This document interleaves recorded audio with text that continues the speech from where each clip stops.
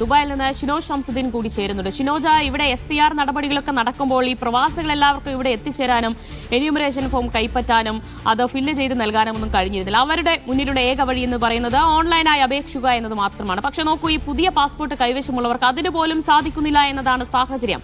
അവർ എത്രത്തോളം ആശങ്കയിലാണ്? ദിവ്യ, ഇതുമായി ബന്ധപ്പെട്ടുള്ള രണ്ട് പ്രശ്നങ്ങളും തെരഞ്ഞെടുപ്പ് കമ്മീഷൻ ഇതുവരെ പരിഹരിക്കുന്നില്ല എന്നുള്ളതാണ്. അതായത് വെബ്സൈറ്റിലെ സാങ്കേതിക പ്രശ്നമാണ് ഈ അപേക്ഷ സമർപ്പിക്കാൻ പോലും തടസ്സമായി നിൽക്കുന്നത്.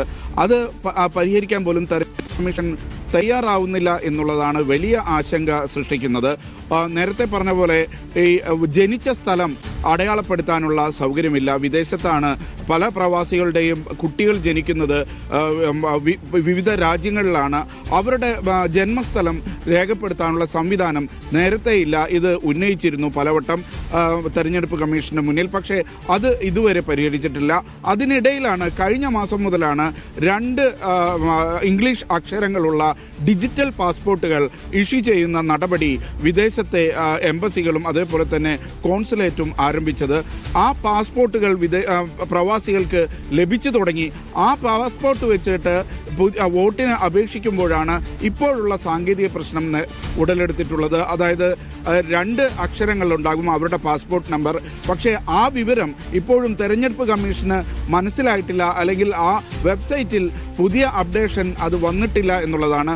ഈ പാസ്പോർട്ട് എന്ന് പറയുന്നത് എല്ലാ ബയോമെട്രിക് വിവരങ്ങളും അടങ്ങുന്ന ഒരു ഡിജിറ്റൽ പാസ്പോർട്ടായിട്ടാണ് ഇതിനെ പരിചയപ്പെടുത്തുന്നത്. പക്ഷേ അത്രയും സാങ്കേതിക വിദ്യ പാസ്പോർട്ടിൻ്റെ കാര്യത്തിൽ പുരോഗമിക്കുമ്പോൾ നമ്മുടെ തെരഞ്ഞെടുപ്പ് കമ്മീഷന്റെ വെബ്സൈറ്റിന്റെ കാര്യത്തിൽ സാങ്കേതികമായി ഒരു പുരോഗതിയും ഉണ്ടാകുന്നില്ല എന്നുള്ളതാണ് പ്രവാസികളെ വെട്ടിലാക്കുന്നത്. ദിവ്യ, ശരി, സാധ്യതയിലേക്ക് ഒരിക്കൽ കൂടി. സാധ്യത നോക്കൂ, അർഹരായ എല്ലാവരെയും ഈ വോട്ടർ പട്ടികയിൽ ഉണ്ടാകും എന്ന് ആവർത്തിച്ച് പറയുന്ന ഒരാളാണ് chief electoral officer Rathan Khelkar.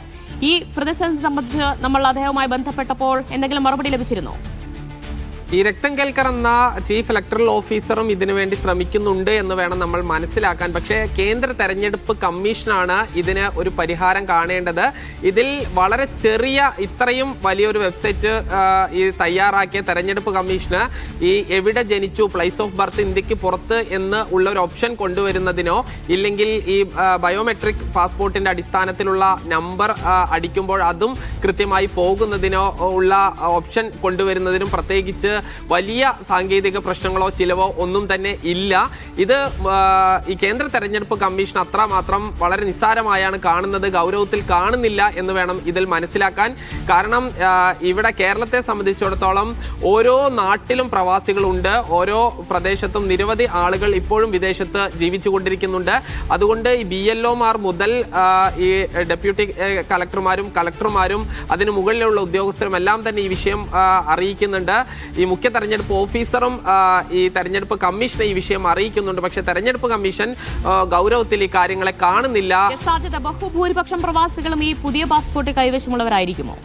ഇല്ല, പുതിയ പാസ്പോർട്ട് വളരെ അടുത്ത കാലത്താണ് വന്നത്. അധിക ആളുകൾക്കും പഴയ പാസ്പോർട്ടാണ് ഉള്ളത്. പക്ഷേ പുതിയ പാസ്പോർട്ടുള്ള ആളുകളുമുണ്ട്. അത്തരം ആളുകൾ അത് അധികവും ഈ പുതുതായിട്ട് പാസ്പോർട്ട് പുതുക്കുമ്പോഴോ ഇല്ലെങ്കിൽ പുതുതായി പാസ്പോർട്ട് എടുക്കുമ്പോഴാണോ ഈ 2 ഇംഗ്ലീഷ് അക്ഷരമാല വരുന്ന തരത്തിലുള്ള ബയോമെട്രിക് പാസ്പോർട്ടുകൾ വരുന്നത്. അധിക ആളുകൾക്കും പഴയ പാസ്പോർട്ട് തന്നെയാണ് നിലവിലുള്ളത്. ശരി, അത് 10 പേരോ ആയിക്കോട്ടെ 100 പേരോ ആയിക്കോട്ടെ, അവർ അർഹരാണ് എന്നുള്ളതാണല്ലോ ഇവിടെ എടുത്തു പറയേണ്ടത്. എന്ന് വെച്ച് കഴിഞ്ഞാൽ ഇവിടെയുള്ള വോട്ടർ പട്ടികയിൽ അവരുടെ പേര് നിർബന്ധമായും ഉൾപ്പെടേണ്ടതാണ്. അതിനാണല്ലോ സാധ്യമാകാതെ പോകുന്നത്. ഇനിയിപ്പോൾ അധികം സമയമില്ല, ഹിയറിംഗിലേക്കൊക്കെ കടന്നിട്ടുണ്ട്. അന്തിമ പട്ടിക വരാൻ ഇനിയൊരു കഷ്ടിച്ചൊരു മാസമേ ഉള്ളൂ. അതിനുള്ളിൽ ഇതിലൊരു മാറ്റം, ഒരു അപ്ഡേഷൻ വരാനുള്ള സാധ്യതയുണ്ടോ സാജിദ്? ഇതിലൊരു അപ്ഡേഷൻ വന്നേ പറ്റൂ. കാരണം ദിവ്യ സൂചിപ്പിച്ചതുപോലെ തന്നെ അർഹരായ ഒരാളും വോട്ടർ പട്ടികയിൽ നിന്ന് പുറത്തു പോകില്ല എന്നുള്ളതാണ് തെരഞ്ഞെടുപ്പ് കമ്മീഷൻ ആവർത്തിച്ചുകൊണ്ടിരിക്കുന്നത്.